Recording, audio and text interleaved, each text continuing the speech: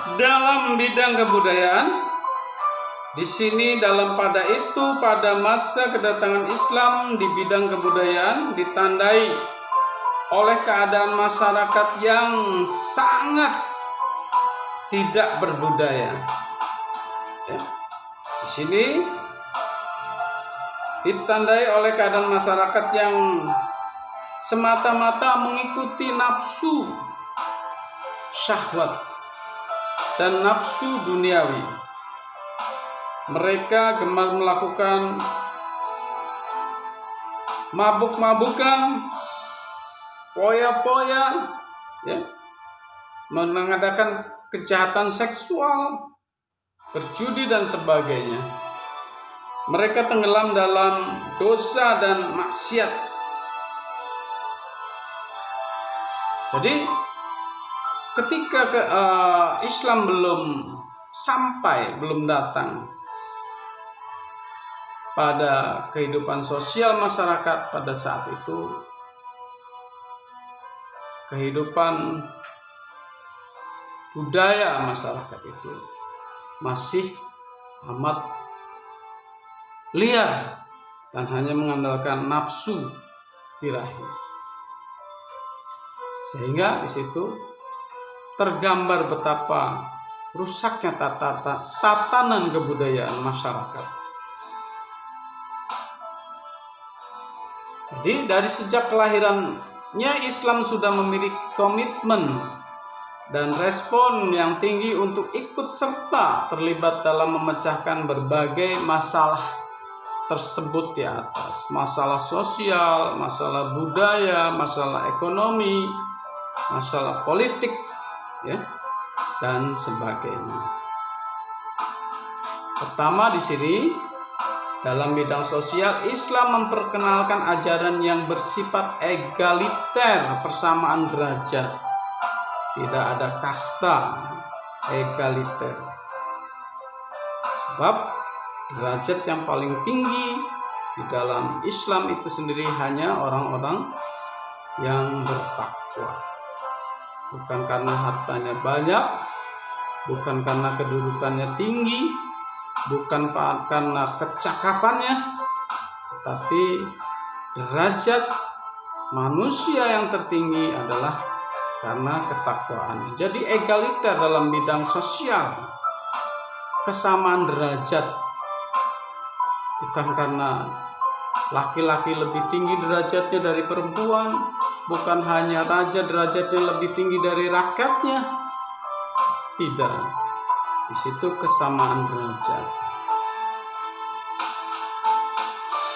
Kemudian di sini egaliter artinya adalah kesetaraan dan kesederajatan antara manusia dengan manusia lain. Tapi dalam agama tertentu sistem kasta itu ada.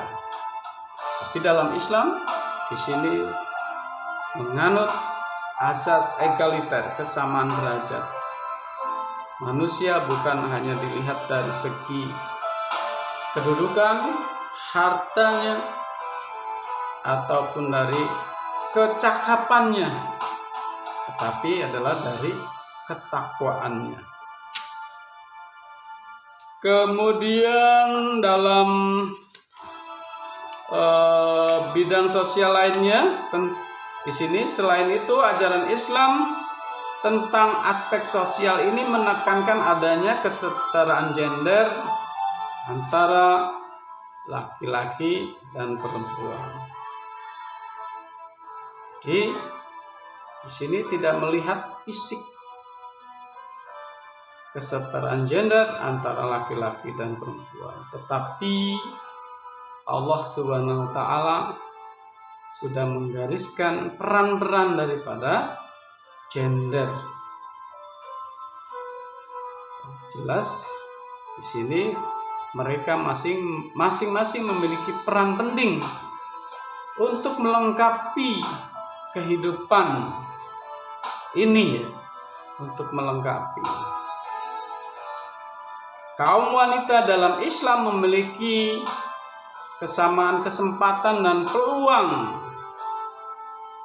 untuk mengaktualisasikan potensi yang ada dalam dirinya. Tentu ini peran daripada masing-masing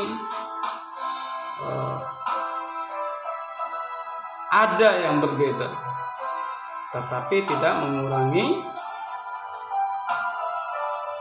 kualitas daripada kesamaannya tersebut, tidak saling merendahkan.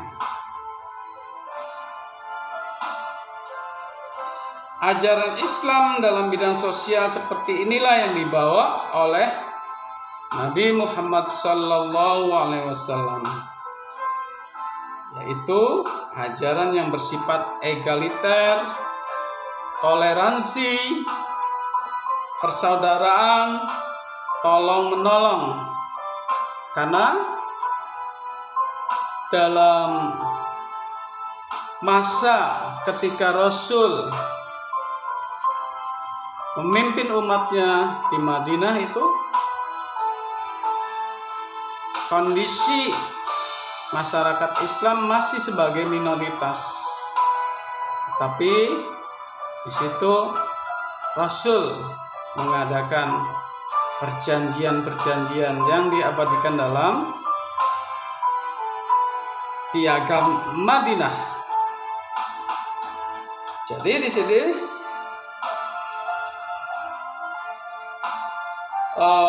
dalam bidang sosial ini jelas Nabi menekankan bahwa misi dalam masyarakat sosial di sini bersifat egaliter, toleransi, persaudaraan, tolong menolong, nasihat menasehati, saling menjaga dan mengamankan dan seterusnya.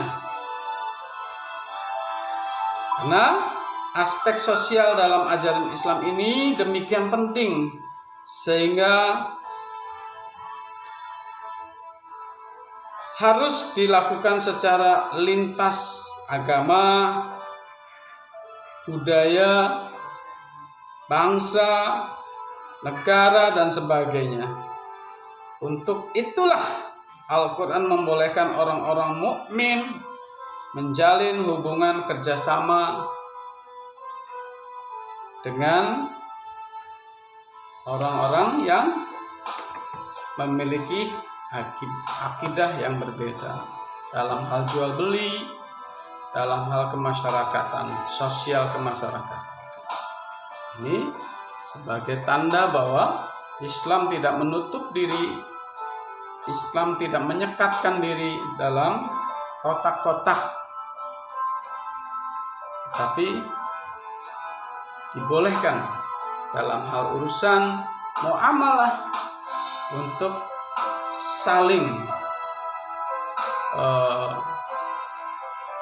bekerja sama, tapi dalam sekat akidah kita tidak boleh untuk saling mencampur adukan akidah kita.